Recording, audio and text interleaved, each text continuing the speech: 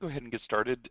We'll talk about gBlocks gene fragments and specifically how to use gBlocks in the iGEM competition. We're going to go through some examples of that. We'll talk about some of the uses here, but we also want to leave a fair amount of time for questions. So I would encourage anyone, as Hans mentioned, to send in any questions during the presentation, and we can have a discussion on those questions once we finish up with this rather short presentation. Okay, so to start out with, integrated DNA Technologies was founded about 27 years ago by Dr. Joseph Walder, and since then we've become the largest oligonucleotide manufacturer in the world.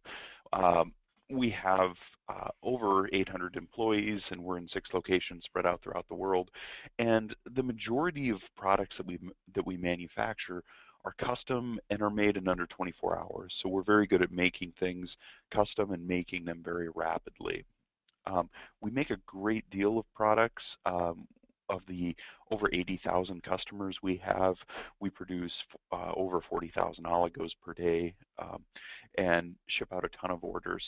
But in addition to that, in addition to just making a lot of custom products, we also have a lot of support for these custom products. And part of that support involves the types of things that we're doing today. And individuals like myself who have a good deal of knowledge in the particular uses and applications of these products. And we're more than happy to talk to any of you guys, especially people in the iGEM competition, about how to use our products and just about science in general. So we encourage you guys to call into us, to web chat into us, or to send us emails with any questions that you might have, and we'll do our best to help solve those questions. Now, IDT is well known for oligonucleotides, but beyond that, we make a broad range of products. So we have qPCR reagents, and we have products for molecular biology, such as buffers and different things like that. We do custom formulations and GMP formulations of things. We make probes for genotyping. We have other NGS target enrichment and different products to support NGS. But the thing I really want to talk about today, and what I think is really important to the iGEM competition, is the synthetic biology products. And in the synthetic biology product line that IDT offers, our flagship product is the gBlocks gene fragments. So for those of you who don't know, gBlocks are long, very accurately made synthetic fragments of DNA that are double-stranded.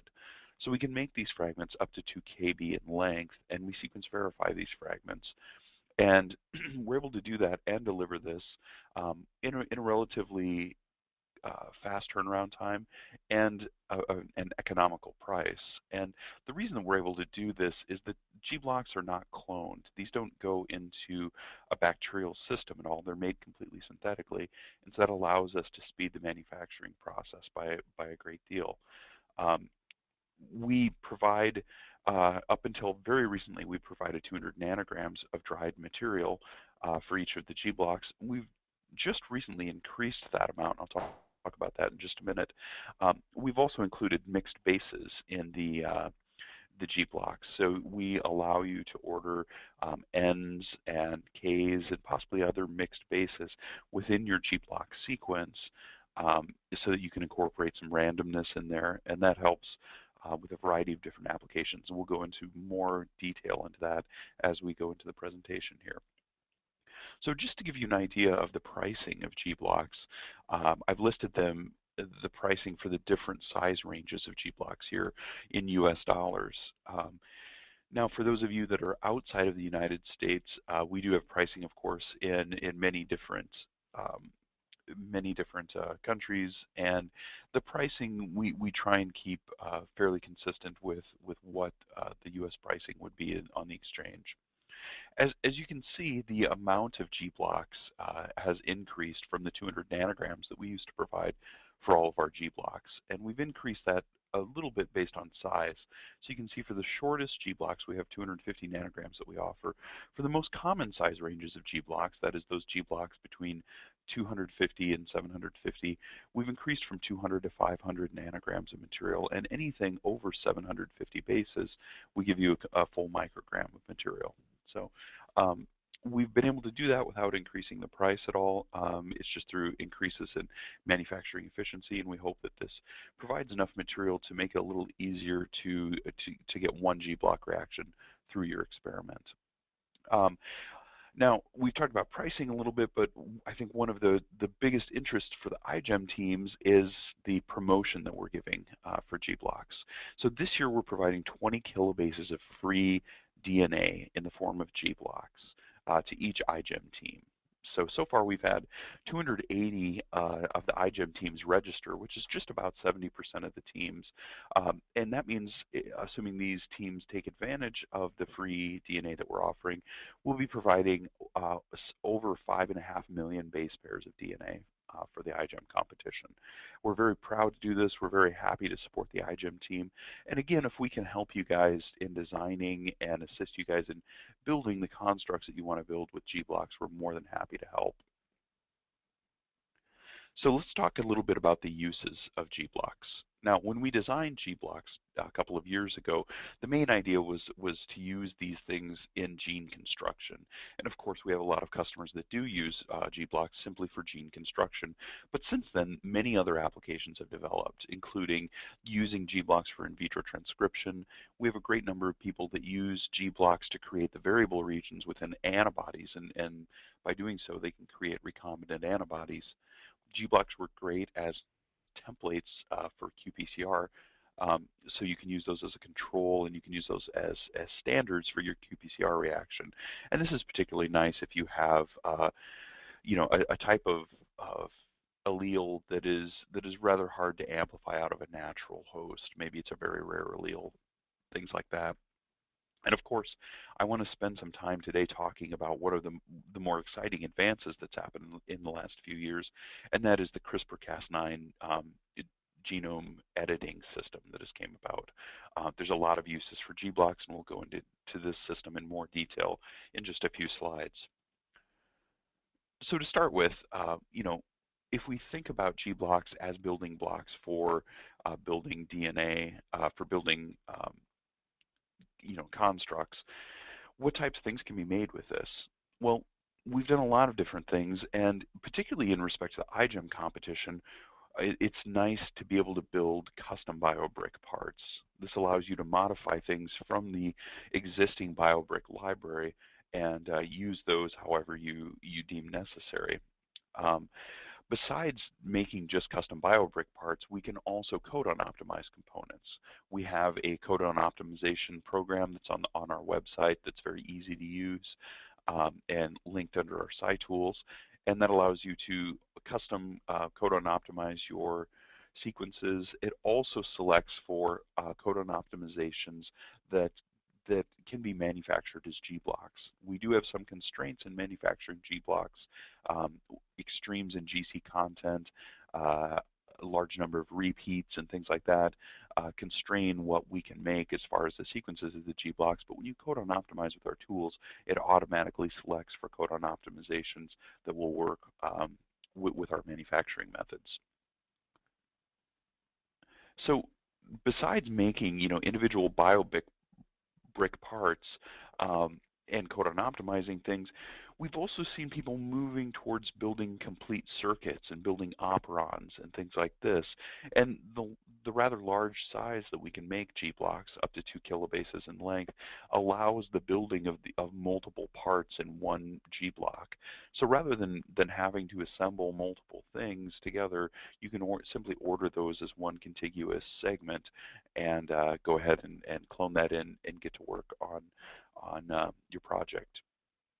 Anything else that we can make with gBlocks? There's basically anything that we can make as double-stranded DNA, we can make as a G-block. We can incorporate, different restriction sites in there. Of course, in the iGEM competition, there are rules for building parts, including eliminating restriction sites, particularly these 4 restriction sites here. We can help you guys design that and scrub those restriction sites from your existing sequences if need be. So we're more than happy to help design and build these things out of G-blocks. Now, there's a couple of different methods for assembling G-blocks, and one of the methods that we find most useful are the isothermal assembly methods, and probably the most famous isothermal assembly method is the Gibson Assembly method. This is a method that uses either G-blocks or any other type of double-stranded DNA that has overlaps of 20 to 40 base pairs. We tend to like overlaps that are a little bit longer than 20 bases and often recommend starting at about 30 to 40 bases of overlaps. But what you can do is you create these overlaps, fragments of overlapping DNA. They can overlap with a plasmid, and if they do so, you can simply put these fragments into one tube, incubate this tube, and let the reaction proceed. And the end result of that, after about an hour of incubation, is a circular construct that can be directly transformed and can be sequenced and analyzed. So how does this work? Well, it's a fairly simple reaction. It has 3 different components in it. The first component is a mesophilic exonuclease, and this is important that this is a mesophilic exonuclease because the reaction takes place at an elevated temperature of 50 degrees Celsius. So this mesophilic exonuclease is rapidly degraded within the system. What that means is that it chews back, and this particular nuclease chews in the 5' to 3' direction. It chews back a small amount, probably 50, maybe 100 bases, and after so rapidly becomes denatured and falls apart. But what this does is it exposes these overlap regions and allows the now single-stranded ends to hybridize together. Once those ends hybridize together, the 2 other components in the reaction, a thermophilic polymerase and a thermophilic ligase, can fill in any of the gaps that are left behind and ligate those together to form a covalently joined fragment of DNA. So it's a very easy way to manufacture and assemble products. But of course, that's not the only use of G-blocks. And I want to now spend some time talking about the CRISPR-Cas9 system. So the CRISPR-Cas9 system is something that's relatively new. It's something that's extremely powerful for genome modification. And it's basically made of 2 different components. You have a Cas9 protein that is needed that has the nuclease capability within it. This can cleave the DNA. And then you also have a single guide RNA. And this single guide RNA is the piece of RNA that coordinates with the Cas9 protein and has within the sequence a target region. This target region allows this complex to localize to a very specific site within the genome. Once it localizes there and finds a sequence that it can bind to, the Cas9 protein cleaves the DNA in a double-stranded manner, and you get the DNA break. So to get these 2 components into the system, there are several different ways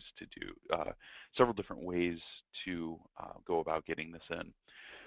The most common and the oldest method is to use a single plasmid that contains simply both of these genes. So you have both of these genes, each is under a different promoter. Typically in a mammalian plasmid, the Cas9 will be on the CMV promoter, and the single guide RNA is on a U6 promoter. So these can be independently activated once this plasmid is in the cell. And this does work, but this is somewhat cumbersome. This tends to be a very large plasmid, partially because the Cas9 protein itself is 4 kilobases in size, and combining that with the rest of the mammalian plasmid and the single guide RNA, you have a plasmid that can very easily be 8 to 10 kilobases in size. Of course, these larger plasmids tend to transfect with lower efficiency than some of the smaller plasmids, so this can be hard to get into the system. It's also somewhat hard to clone this single guide RNA into such a large plasmid, and they're just generally a little cumbersome to work with. So people have switched from using one large plasmid to using two smaller plasmids, one plasmid containing the Cas9 gene and one plasmid containing the single guide RNA. What we have found, though, is that the single guide RNA plasmid is not actually necessary if you use a gBlock. You can use the gBlock itself with a U6 promoter on it and the single guide RNA sequence built in there. And this linear product can be transfected directly into the cell without cloning it into a plasmid. And you can get expression of this, the single guide RNA and cleavage of the genome at the location. So this can be done very quickly. Of course, the Cas9 protein still needs to be put in, but the Cas9 protein is something that never changes in your experiment. It's only the single guide RNA that is going to direct it to different sites as you move from experiment to experiment. So this is a very nice method to get this system working and to minimize the amount of cloning that is needed with CRISPR. Now, of course, the other method for doing this is creating in vitro transcribed RNA. And this does work. You can use this to put the RNA directly into, transfect that directly into the cell. But as I'll show in a few slides, long fragments of RNA can be somewhat troublesome, particularly in cells that have a strong immune response, because RNA generally triggers part of the innate immune system, and that can cause problems.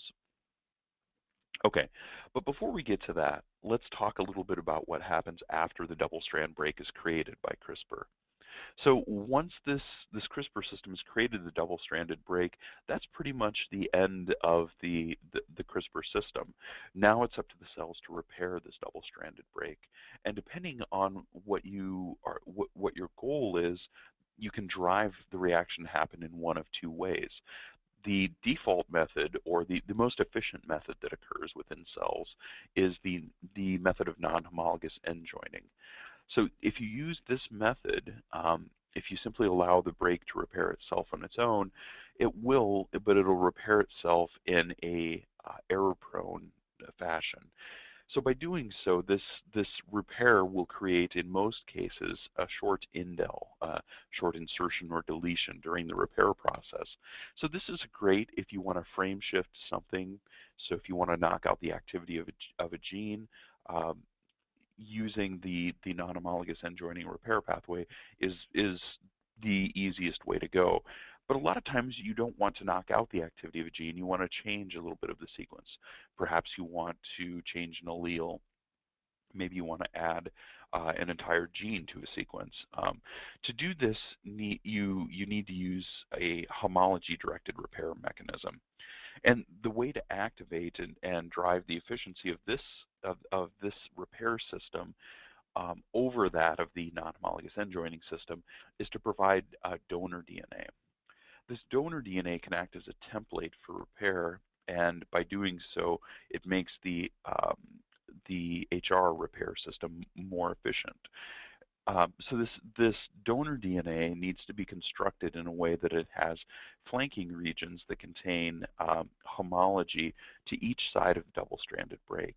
Now, the length of these flanking regions varies greatly from cell line to cell line, and even from strain to strain. So it needs to be empirically tested. Generally speaking, in mammalian cells, the flanking regions need to be a minimum of 300 to 400 bases in length, and maybe up to 1,000 bases in length on each side. A lot of the factors that dictate the efficiency of this type of system have to do with how rapidly the cell is replicating, and just the innate ability of the cell to use the homologous recombination system. Okay, so there's a couple of different ways to repair the double-stranded break. Now, I want to mention, we talked about using the gBlocks as gRNAs, and this is just an example of what that construct would look like. If we want to design gRNAs, there's several different protocols that are available. I'll show you one from George Church here in just a minute, but generally what these have is a sequence that contains the U6 promoter, which is shown here in red, a 20 base guide sequence. This is actually the sequence that you'll use to target the area with the gene within the genome that you wish to disrupt. And of course, the green sequence is the rest of the short guide RNA, known as the tracer RNA. The tracer RNA is the part that actually binds to the Cas9 protein. So both the U6 promoter and the tracer RNA are going to remain constant. These will be the same sequence in every experiment. It's just this guide sequence that changes. We have a lot more information, including protocols, on how to design these and how to use these on our website, idtdna.com/CRISPR. So, as I mentioned, the two methods that can be used to get these in are to clone these gene fragments into an expression plasmid, and to simply use those as something that you're going to directly transform. So here's a couple of different protocols that can be used for that. One of them is the Church protocol that came out last year. So this is a protocol that goes through and describes in detail, step by step, how to design, create, and transfect the components of the CRISPR system into a typical mammalian cell line. And in doing so, they recommend actually using gBlocks to construct the gRNAs for these things. Another protocol and some more information is available at the iGEM website. And I put this link up here. You can simply type in iGEM and CRISPR into Google, and their CRISPR site will come up. There's several different protocols on there, some nice design tools and tips. So it's a great place to find information on CRISPR. So I want to show you just a little bit of the results that we see here using direct transfection of gBlocks in the CRISPR system. So this is using gRNAs that are designed for the HPRT gene, and this is working in HEC293 cells. Now this is a special HEC293 cell line that constitutively expresses Cas9. So Cas9 is not on a plasmid in this particular cell line. It's actually integrated into the cell. So what we can see here is a design for multiple different gRNAs across the HPRT gene. And what we're looking at in the results here are the results of a nuclease assay. Now, there's in this particular assay, we use T7 nuclease. We also have a surveyor kit that works very similar and uses a different nuclease to cleave these mismatches. And the detection mechanism that we rely on to detect these changes within the genome is using these mismatched nucleases. So what we do is we transfect a group of cells. Some of those cells we know will be transfected. Some of those cells will not, because transfection never works at 100% efficiency. So you can transfect a group of cells. You can then isolate the DNA from all or a portion of the cells that have been transfected, and afterwards you can amplify from that DNA the area around the target site that you're targeting this disruption. If a change has occurred within that site, there'll be an indel that is formed. Again, remember, if you use the non-homologous end joining repair mechanism, that's going to create a short indel in there. So if your results have worked, you're going to see some of the fragments of DNA containing the indel. Some of the fragments of DNA will be from cells that either weren't transfected or were transfected and didn't have the CRISPR system work. So you'll have a mismatch of sequences that you amplify. You can then heat and denature those amplicons and allow those to reanneal. And by doing so, you form heteroduplexes between the wild-type DNA and the DNA that contains the indels. And if those heteroduplexes form, these nucleases will cleave those heteroduplexes and create these bands that are seen here. So the end result of this is when you see these bands present, they indicate that there are a mixed population and a population that contains indels. So this indicates that the CRISPR system has worked. You can see the results of the the amounts of material that are here relative to the full band at the top. And what we can generally see is that when we have a small amount of material that has been cleaved, we know that a larger percentage of the sequences have actually been changed. Of course, if you think about this, if we have 50% change, a lot of those when we melt the DNA and allow it to reanneal, 50% of those molecules are going to reanneal back with their original strands, and 50% of those molecules are going to anneal with a strand that contains the mismatch. And so you'll always have a smaller portion that are heteroduplex than the amount that have actually had the change. So this gives an indication then that there are some sites that are better than other sites. And one of the real challenges in working with CRISPR is predicting which sites are efficient and which sites will cleave to a high degree of efficiency. There's several different algorithms that are available right now, and one of the best supported algorithms is an algorithm produced by the Broad. This is freely available online on the Broad's website, and we were able to take a look at this and use this algorithm to predict sites that would target with high efficiency. And as you can see here, these are all of the possible HPRT sites that can be targeted for CRISPR. What's shown in blue is the actual efficiency that we see in the lab, and what is shown in red is the predicted score from the Broad. Now, it should be pointed out that this score looks not just at the efficiency of targeting the site that you wish to target, but also tries to minimize the off-target effects. And so we're looking at an algorithm here that is predicting off-target effects and efficiency. But you can see the results of this is the correlation between actual efficiency and predicted efficiency is quite low. So, and as I mentioned, this is one of the best supported algorithms that's available right now. Our take-home from this is that there's not a lot of good algorithms available currently to predict the on-target effects of CRISPR. Because of this, what we recommend is that when you're targeting a specific gene, you need to design more than one gRNA. Don't rely on just one gRNA to actually be efficient at targeting this, but try a few different ones at the same time. This is down below, I should mention too, is simply looking at the same type of data but for a different gene. In this case, this is the EMX1 gene. So looking at both of these, we can see that there's not a strong correlation between the predicted score and the actual amount of cleavage that's seen. Okay, I want to jump on now and talk about one other piece of data that we've generated here, and that is looking at transfecting DNA as gRNAs and comparing that to in vitro transcribed RNA.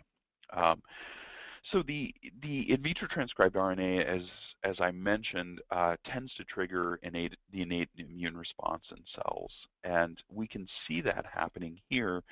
When we look first at the actual cleavage efficiency, we can see that gBlocks cleave with a relatively high efficiency over a broad range of concentrations. Less so for the in vitro transcribed RNA. In fact, we can see only at the highest concentration do we see a measurable amount of cleavage.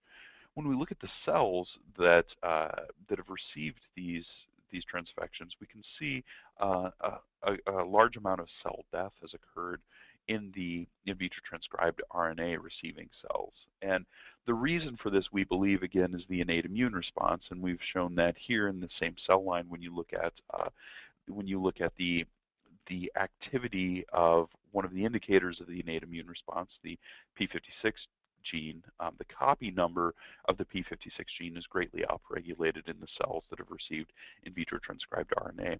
So this is a method that we don't necessarily recommend, at least with these long RNAs, and that's because of the toxicity.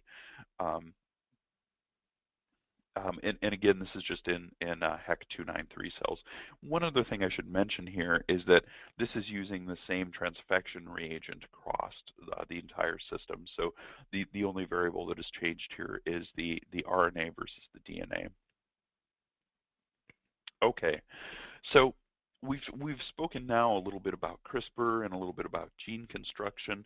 I want to mention one other point here, or one other thing that we can offer with gBlocks, and that is creating libraries. As I mentioned early on, we can now construct gBlocks that contain variable bases in there.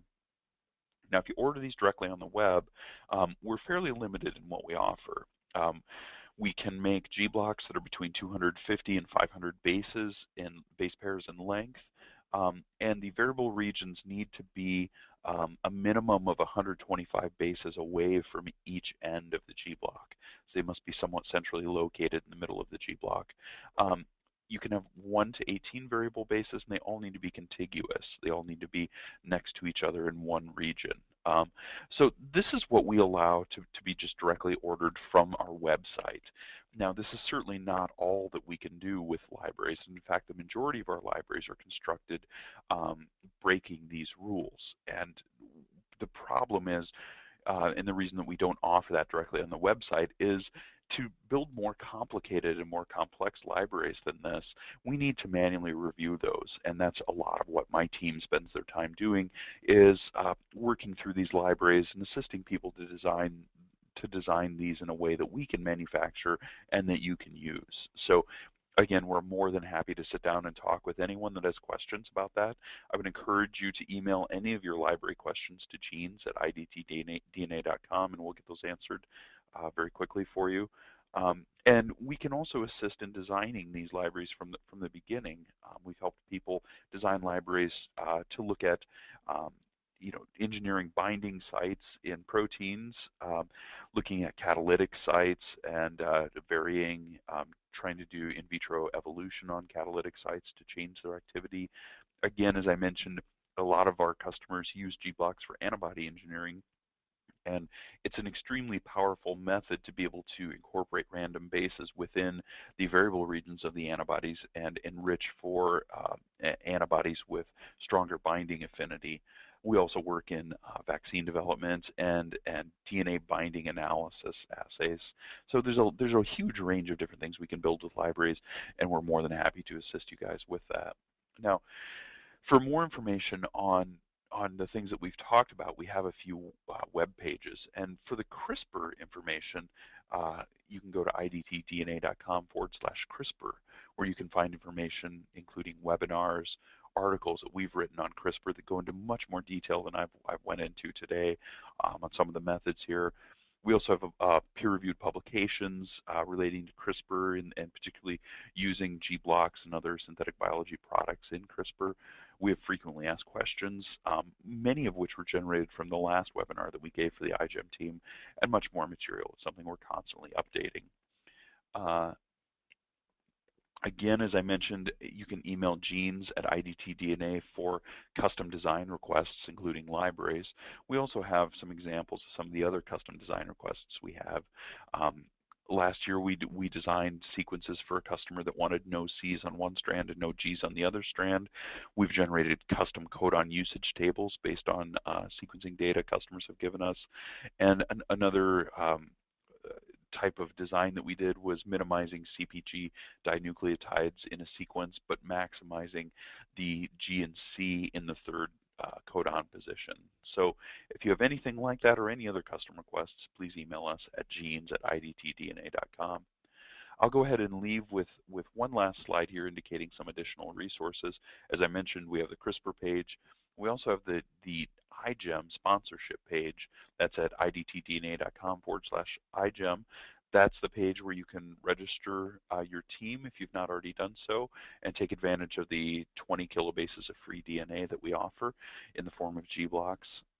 You can also go directly to the gBlocks ordering page at idtdna.com/gblocks.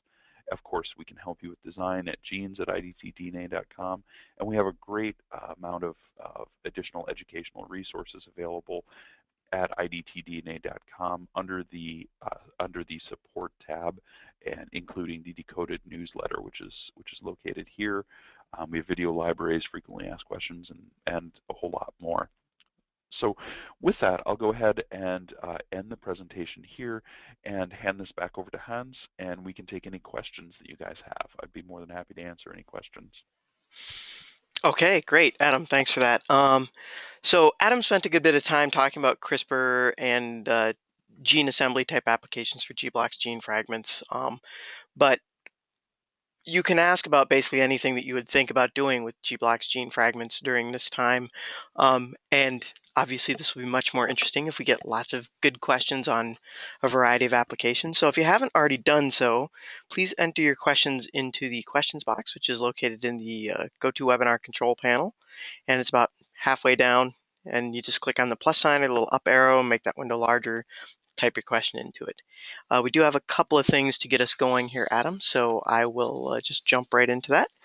The first question that we have, and I don't think anybody's asked us about assembly PCR before. So a team has ordered their gBlocks gene fragments already for assembly PCR, and they're asking if there's any special considerations or conditions that they need to do in order to make the PCR mix and or program work for them. So I think that's a good question. Assembly PCR covers a fairly broad range of individual processes that can be used. There's a lot of different variations that can be used to assemble fragments using PCR.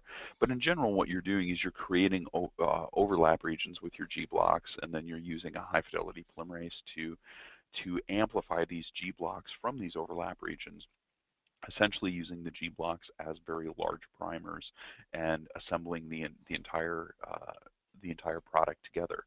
Now, as I mentioned, there's a lot of variations from this, but there's a couple of I think guidelines that are very important to remember. One is that assembly PCR is still using PCR. PCR is somewhat error prone, so each time, each cycle that you amplify something, you have the chance that the polymerase is going to incorporate a mismatch or an error in there. Now, those errors can occur from a couple of different reasons. One is the inherent error rate of the polymerase. We have some very good, very high fidelity polymerases that are commercially available now, but we don't have any perfect ones. So there's always going to be some chance of incorporating errors in doing that. The other way that errors get incorporated is when you have misannealing of DNA. So if you have DNA that, particularly if you have repeat sequences or hairpin sequences within the sequence, that allows the possibility of the DNA strands to anneal at a place that we don't predict them to anneal at. So we want to minimize both of these things. To minimize the error rate in the polymerase, there's not a lot we can do other than minimizing the cycle number that we're using. And that's very important to try and minimize. You want to use the minimum number of cycles that you could do to produce a full-length product. And often you can minimize those cycles down to the 15 to 20 cycle range fairly easily and still get a decent amount of product out of it, and that's very important. The other thing is you want to optimize your conditions, and you want to make sure that you're using the most stringent conditions possible. So by optimizing the PCR for the highest temperature, the highest annealing temperature that you can get away with and still produce a full-length product will give you the best chance of producing the desired product and reduce the chances of having products made that are off target. Now, there's a couple other steps that can be helpful with this, and particularly with when you're creating long fragments or fragments from many different gBlocks. So obviously, the longer the fragments that you're trying to amplify, the less efficient they amplify, and relatively they become relatively much less efficient than short fragments. So even short misamplifications that amplify with very low efficiency can be enriched for when you're making these large constructs. And so one of the ways around that is you can assemble these PCR fragments or gBlocks in a sequential manner. So for instance, if you had 3 different gBlocks that you wanted to assemble through PCR, you could assemble the first gBlock and the second gBlock by PCR amplification. Once that's done, and once you've isolated the correct PCR fragment from that, you can then add the third fragment in and amplify that to create a full-length product. And sometimes that allows you to amplify a product, in cases where you can't amplify it if you would just simply put all 3 into the first reaction and get going. So a lot of these things are sequence dependent, but really the success of this depends on the time that you take to optimize and make sure that your conditions are as stringent as possible during this amplification step. Is there a particular polymerase that we would recommend that they use for this, Adam? There years ago there were. It's gotten to the point now where there's so many good high fidelity polymerases that are out there that it's there's a lot of different options. Now there are a few that we do really like, and one of those is the fusion polymerase, which is available from NEB. It's something that we've used in-house for years. It's a very high fidelity polymerase. It tends to be a little picky in meaning that you need to have the conditions very optimal for it to work and work well. But when you have those conditions, when you find those conditions, it tends to work very robustly and with a very high efficiency. There's some other ones that are available that are also very good. We use COD polymerase quite a bit. That's another very nice one. And a couple of the new polymerases that have came out, particularly from NEB, that are high fidelity are very nice. The Q5 polymerase is another one that we haven't worked with as much, but seems to work extremely well. Right. And this actually, I had an interesting thought while you were talking about this, and this may be totally crazy, so don't necessarily go off of this, but when you're designing for an assembly PCR, it looks like they're doing 2 fragments, by the way, which, it's helpful that there's not that many pieces to be joined, but you've already designed something with overlapping ends. How hard would it be to take that into something where you weren't doing amplification like an isothermal assembly? Yeah, no, that's not crazy at all. That's a great way to do it. So that is something that can work very well. Thinking about something like the Gibson Assembly method, we generally think of that working in conjunction with a plasmid where you're ligating and creating a circular construct. But there's no reason that you actually need to create a circular construct. And if you have overlap regions that are designed to work at the temperature that you're going to be using for PCR, you've probably created those overlaps to have, a 60 or 65 degree annealing temperature, which means you have overlaps that are 25 or 30 bases in length, and that's about the length that you need for isothermal assembly.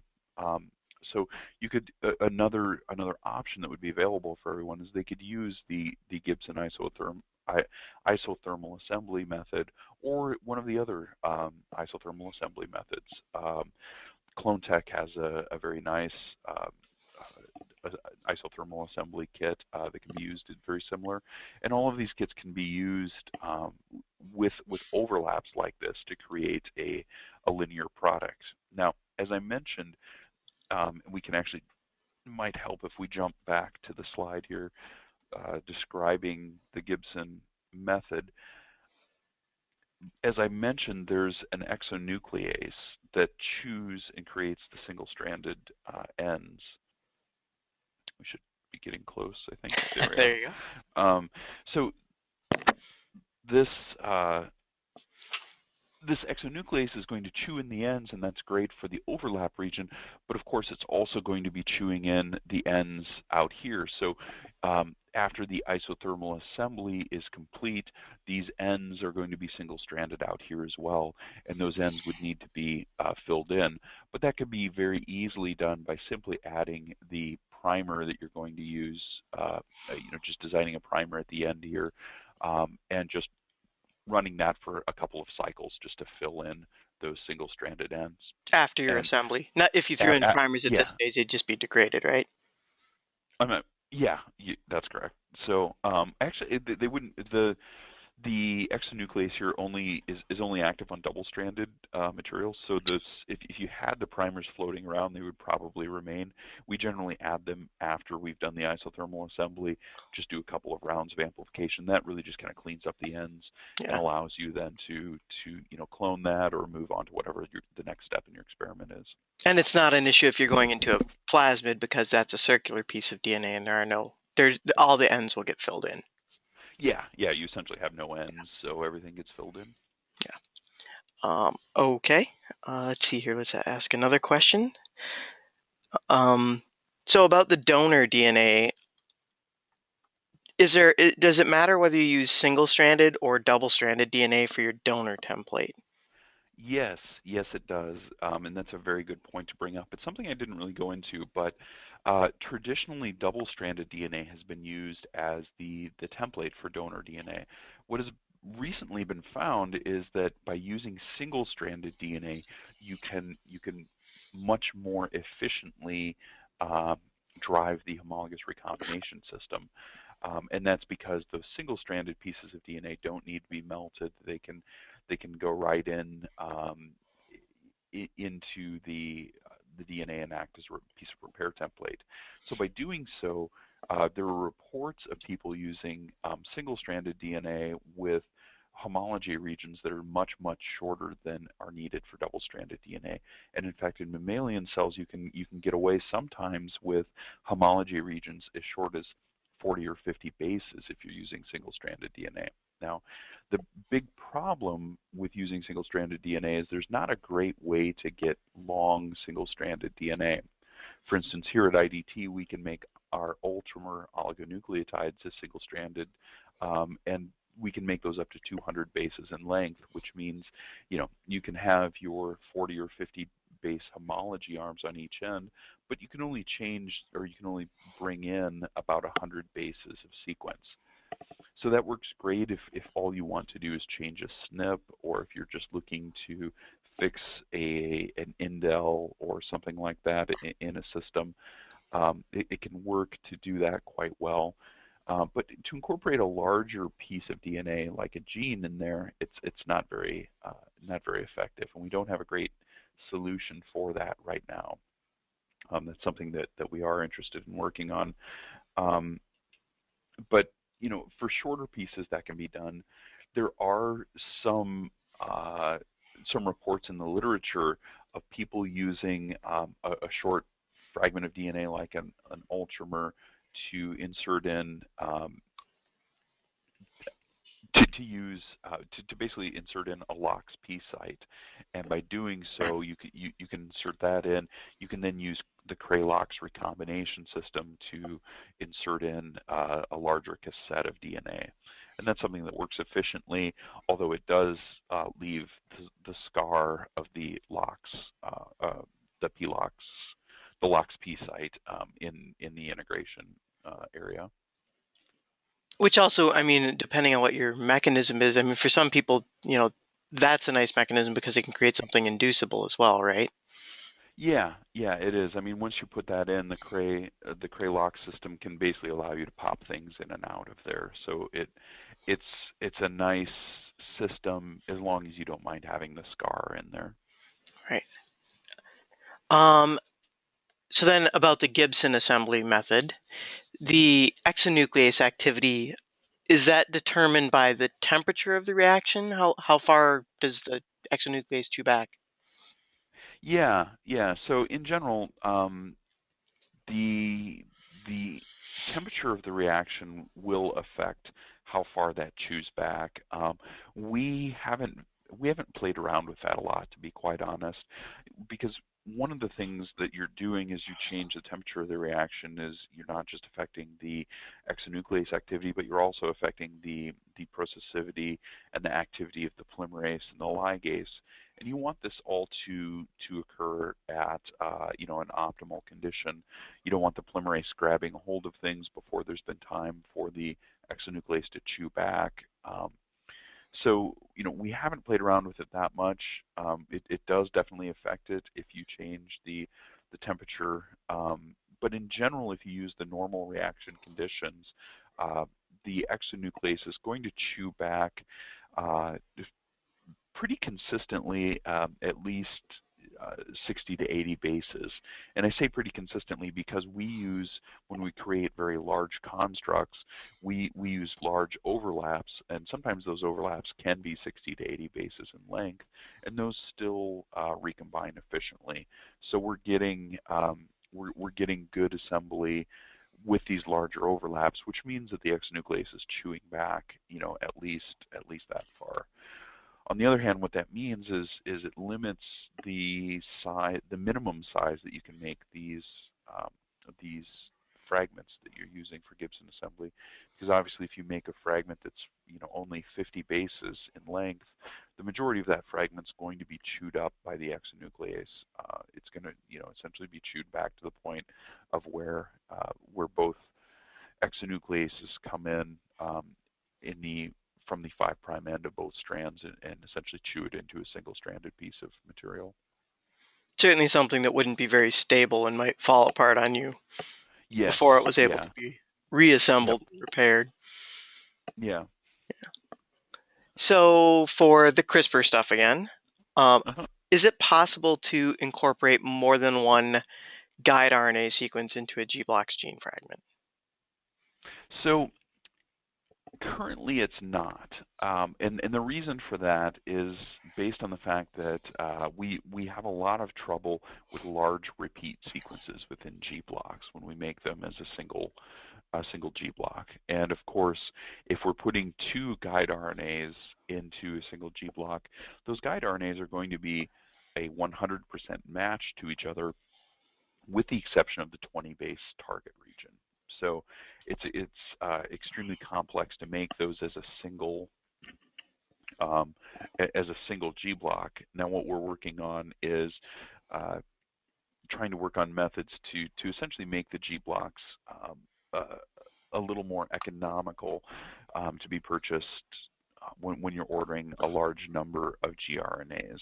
So it would allow you to order a large number of gRNAs as single gBlocks at a lower price, and we can do that at custom by custom quotes for people that are interested in ordering a fairly large number of gRNAs at one time. We can help save some money by doing that, and that's something that if you're interested in ordering more than about 20 gRNAs at one time, I would encourage you to contact us, and we can generate a custom quote for you with a bit of a price break.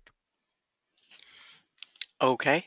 So we've got about 5 minutes left, and Okay. it looks like we're kind of running out of questions here. So I'm wondering, if anybody else has anything they'd like to ask about. I know we've really focused on just a couple of methods here, but anything you'd use gBlocks gene fragments for, Adam has tons of experience. So please, jump right in. And also, I just want to remind people, the 20 KB of free gBlocks gene fragments. That's a pretty awesome offer, and all you have to do is go register your team at www.idtdna.com/iGEM, and you can basically sign up there. We take a couple days to review that, and then you will get you'll get the credit for the free gBlocks gene fragment. So please take advantage of that. Do we have any more questions from the audience? Anybody want to ask anything else? We've had some really good stuff here, I think. Also, I do want to encourage people to go look for other videos and content on our website at www.idtdna.com/iGEM. And that's also a page where we have links to other previous articles that we've written with iGEM teams. And then there's a video recording of our last webinar. And then also, if you go to that site at the top of the page, you can link to our support and education tab. We have articles on all kinds of molecular biology and synthetic biology techniques.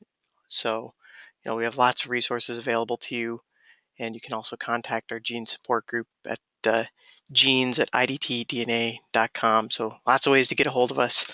And we're certainly happy to help and support the iGEM teams with your projects. All right, so at this time, it does not look like there are any more questions, so I think we will wrap this up. We're just about on time. That's perfect. So thanks a lot, Adam, for your presentation. Like I said, please Thank you. contact us at any time about anything, and we'll help you out. And I guess we'll thank everybody for their attendance. Adam, thank you very much for the presentation. Absolutely. And thank you everyone for attending, and best of luck in the iGEM competition.